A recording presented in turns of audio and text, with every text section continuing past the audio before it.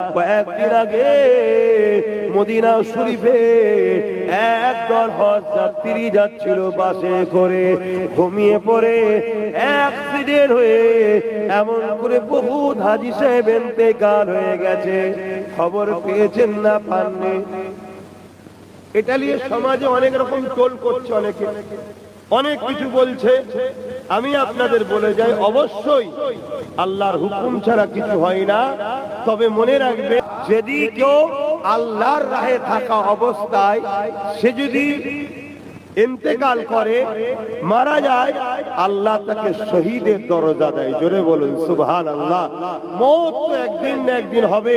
যতগুলো হাজী এই অ্যাক্সিডেন্টে মারা গেছে তারা তো নির্দোষ, তারা তো সফরে বসে আছে, কিন্তু ড্রাইভারের দোষ ছিল, তার ঘুম হয়েছে, ঘুম পেয়েছে, তার উচিত ছিল সাইডে গিয়ে ঘুমিয়ে নেওয়া।